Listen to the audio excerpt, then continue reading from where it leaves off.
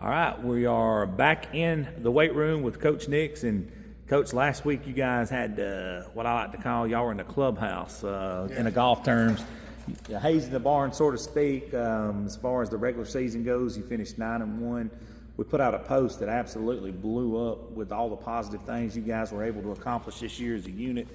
But take us back to last week, Coach.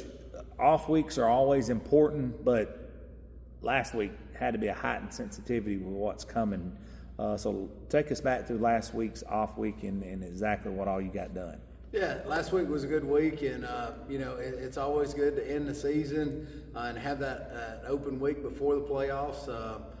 So 9-1, great job by the team, the coaches, the community, everybody on that.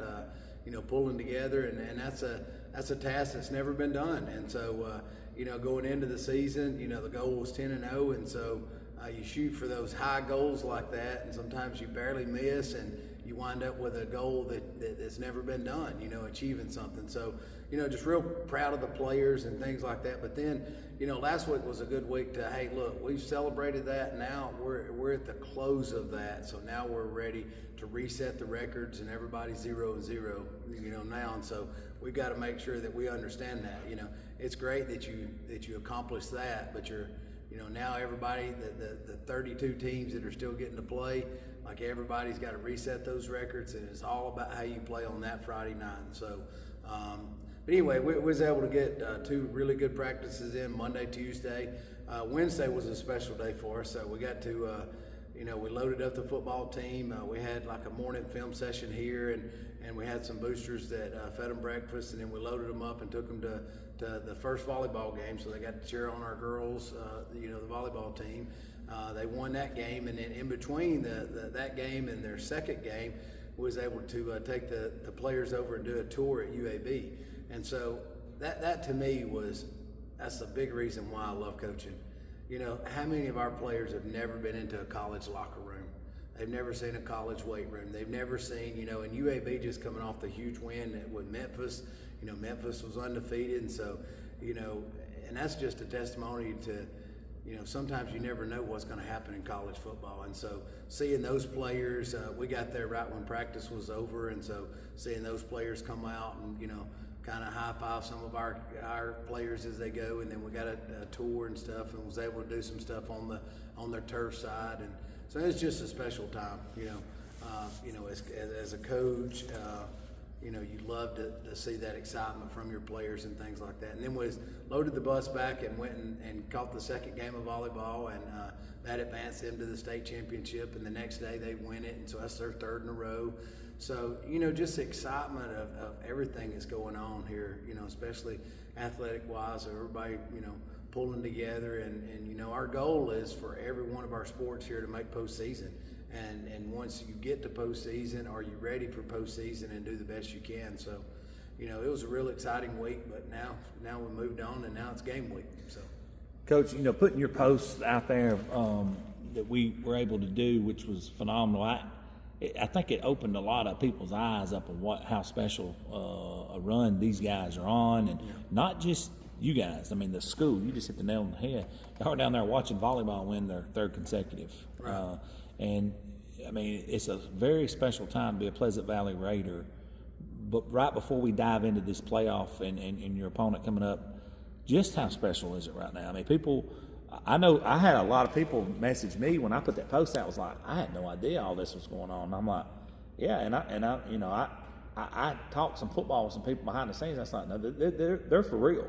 I mean, this didn't happen by accident, and you don't turn a 747 or a 737 around in midair in 1 second. It takes time to turn that bad boy around. It does. But y'all definitely got it turned and heading in that right direction. And I mean, it all starts in a place like this. We had, I think this is years, I almost said 6 or 7.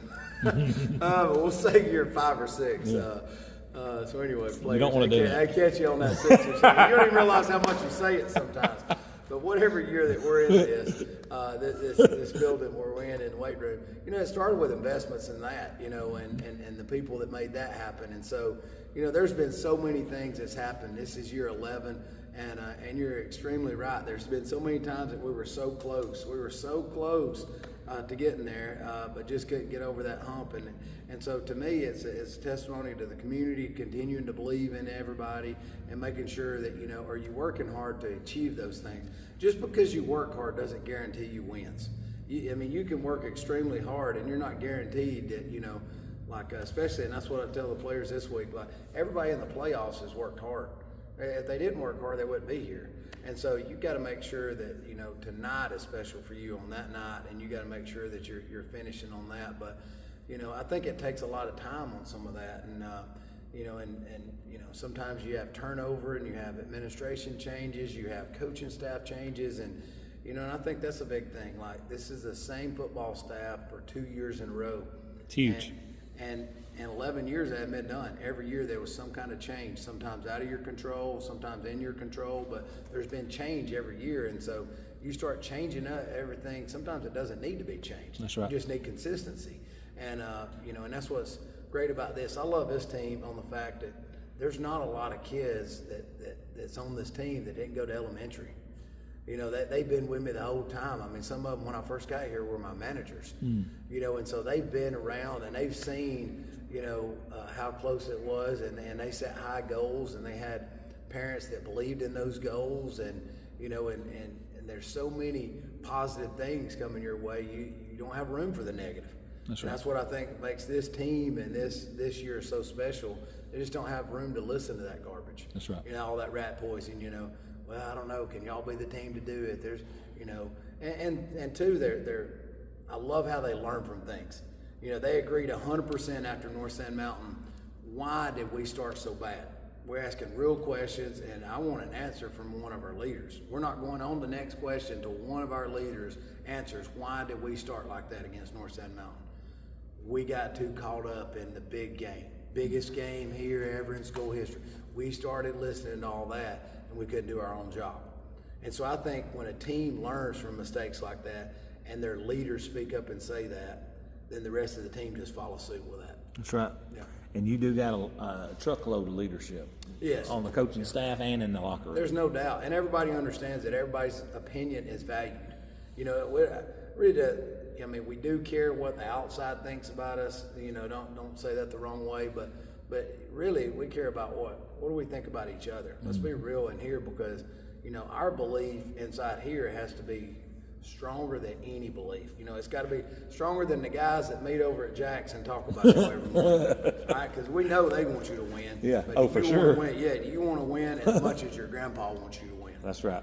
The guys at Jack's, man, they know it all, bro. They know it all every day, so we got to make sure that our knowledge matches theirs. Dude, you get that. What's funny is there's those guys in every town. In Alabama. Every town. All right, Coach, let's dive into this playoffs. Winston County, a lot of us around here don't know a lot about them. I know you've probably dove into them. You probably know more about them than they do. But what have you seen from Winston County coming into this game? Definitely. They're good up front on both sides of the ball, and they're more of a ball control, but they can air it out some, and so they're in a tough region. And they lost by 1 to Red Bay, who Red Bay is the region champ. So. Any night those guys can put it together. And, they had a tough game last week with Faultville, but, Faultville's from another region that I think solid. And so there was 2-3 seats and 2 different regions playing. And sometimes when you watch film like that, you've got to make sure, as a player, you're looking at that and saying, yes, this kid might have had a bad night this night, but what does that mean? And then I go back and say, all right, well, let's go back and let's review your Cedar Bluff night. Yeah. Let's go back and review your, and because as a coach, you remember each week when kids played really good and when maybe that kid had a bad week. Right. And so sometimes the core leaders, when they start, this kid he didn't look very solid on, this film. Well, there's films that we didn't look at solid. So we got to look and see when did they look their best and what was they doing when they was at their best. And we got to make sure that we're at our best.